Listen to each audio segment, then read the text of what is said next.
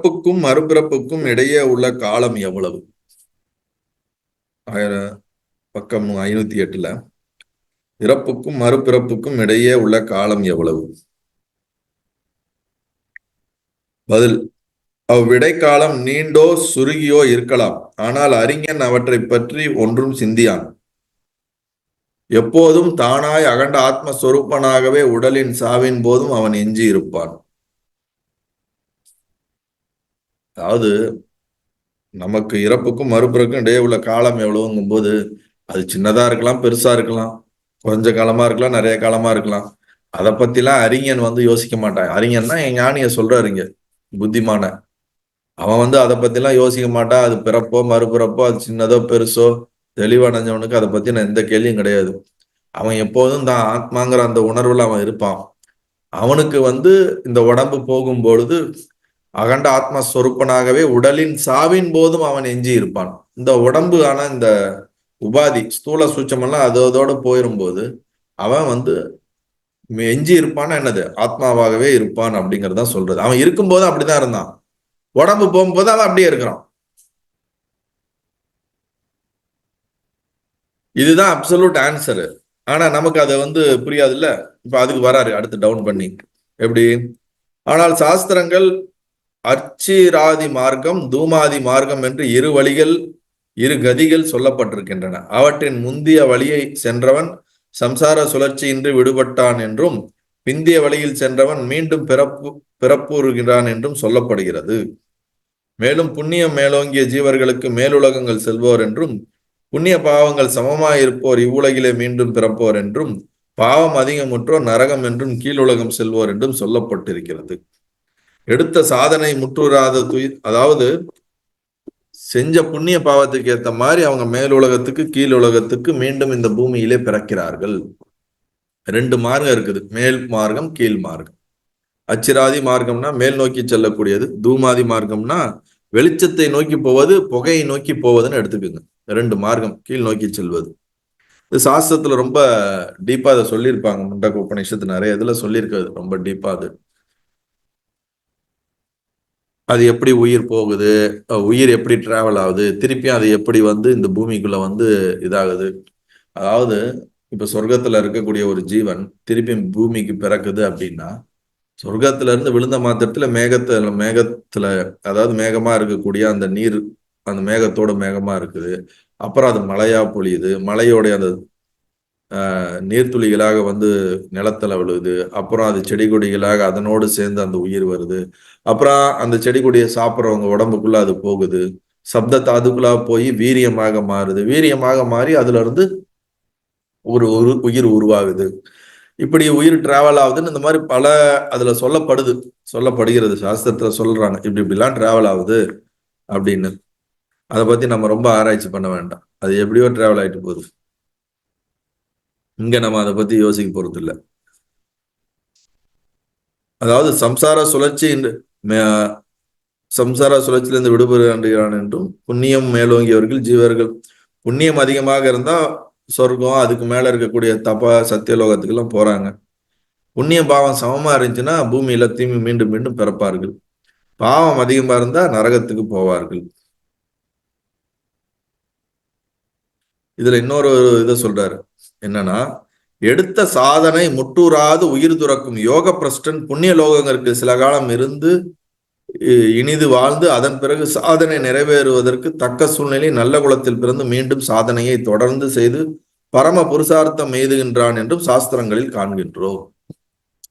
அதாவது இந்த பர்த்ல இப்ப ரமண மகரிஷி நம்ம பாக்குறோம்.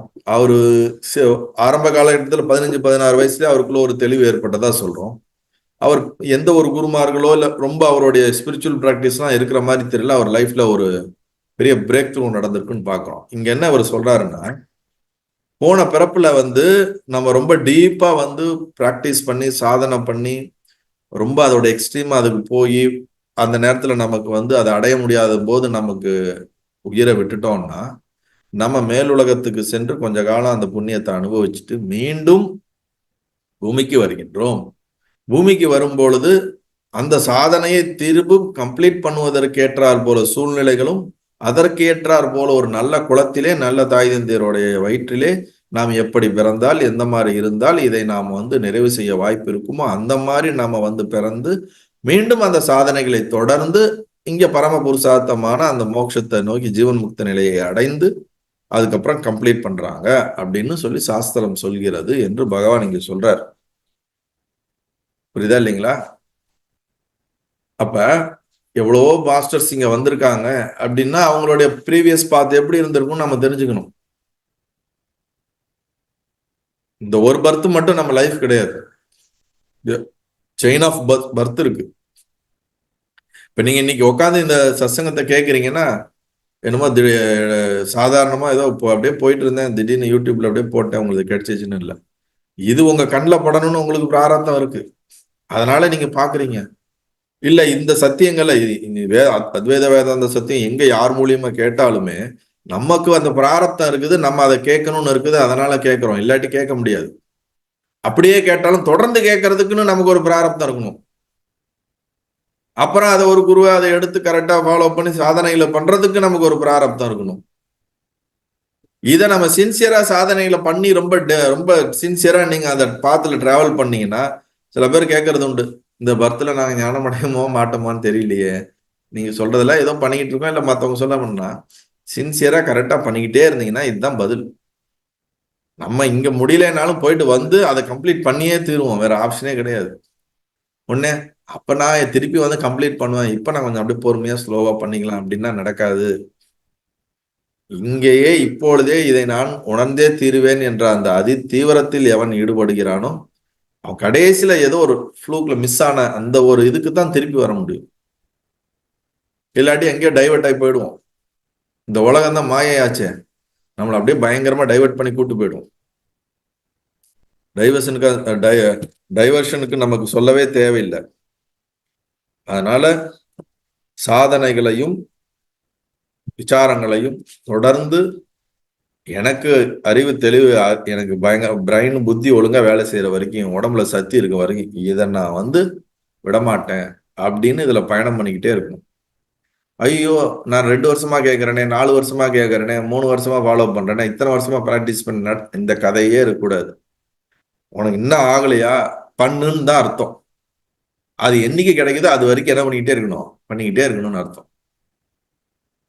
இவ்வளவு நாள் பண்ணுனா பண்ணிருக்கணுமே அப்படிலாம் எந்த ஒரு கால்குலேஷனும் கிடையாது ஞானத்துக்கு. 10 வருஷமா நான் அதை பண்றேனே எனக்கு நடக்கலையேன்னா அப்படிலாம் எந்த ஒரு லிமிட்டேஷனோ எந்த ஒரு கால்குலேஷன்லாம் கிடையாது. கர்மத்தை செய், பலனை எதிர்பாராதே. சாதனையை செய், தீவிரமாக செய், தொடர்ந்து செய், செய்து கொண்டே இரு, சரியாக செய், சரியாக விசாரம் செய், முயற்சியை சரியாக செய்து கொண்டே இரு. ஒரு நாள் உனக்கு பலன் கிடைக்கும். ஆனா பலனை எதிர்பார்த்துக்கிட்டே உட்காந்துக்கிட்டு இருக்காத, அப்ப செய்ய வேண்டிய சாதனை ஒழுங்கா செய்ய மாட்டோம். புரியுதுங்களா? அதனால பதில் நமக்கு கிடைச்சிருச்சுங்க. அதுக்கு அடுத்து ஒண்ணு சொல்றார், இதெல்லாம் சொல்லி முடிச்சுட்டு, ஆனால் பட் உண்மை யாதெனில், அப்சல்யூட் ட்ரூத் என்ன, இதெல்லாம் நான் சொன்னேன், இந்த லோகம் அந்த லோகம் போறோம், இதெல்லாம் சொன்னேன். உண்மை யாதெனில் பிறப்பும் இல்லை இறப்பும் இல்லை, ஏகாத்ம ஸ்வரூபம் ஒன்றே என்றும் இருக்கிறது. இதெல்லாம் நான் சொன்னேன், கரெக்டு தான். ஆனா உண்மை என்னன்னா, நம்ம பிறக்கிறதும் இல்லை இறக்கிறதும் இல்லை. ஒன்லி ஏக ஆத்மா, the only one consciousness is exist, nothing else. நல்லது.